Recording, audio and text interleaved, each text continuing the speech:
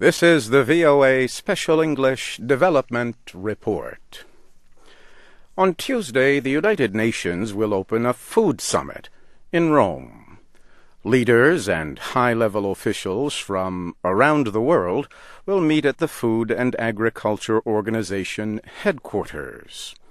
The FAO says they will discuss the effects of rising food prices, limited resources, climate change, increased energy needs, and population growth. The United Nations agency says the three-day summit offers a historic chance to relaunch the fight against hunger and poverty. Another goal is to increase agricultural production in developing countries. Poor countries likely will spend up to $170 billion this year to import food, up 40% from last year. A new report says agricultural prices should ease from their recent record highs. International prices for most crops have started to drop, mainly because of increased production.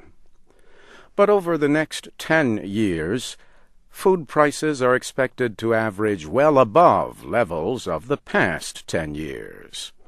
World grain supplies are low and need to be refilled, and food crops are being used to make biofuels.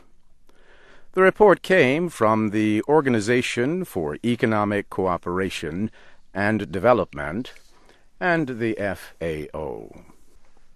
The FAO has suggested several measures to immediately deal with the situation.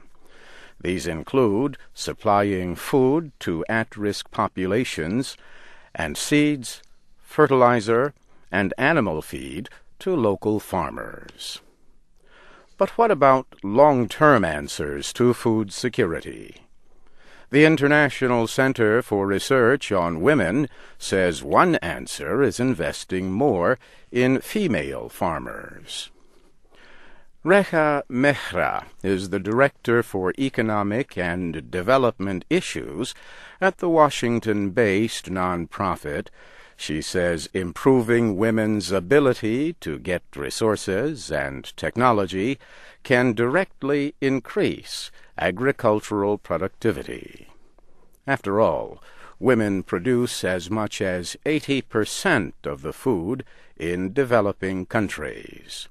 In parts of Africa, for example, men are responsible for cash crops, while women are generally responsible for food crops.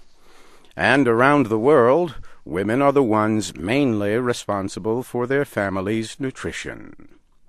Women farmers usually have to own land to receive loans and other resources, yet in many developing countries, women do not have property rights as men have.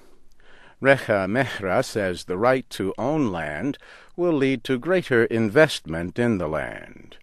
She says that world leaders need to think about these gender issues when they meet in Rome this week. And that's the VOA Special English Development Report, written by Jill Moss.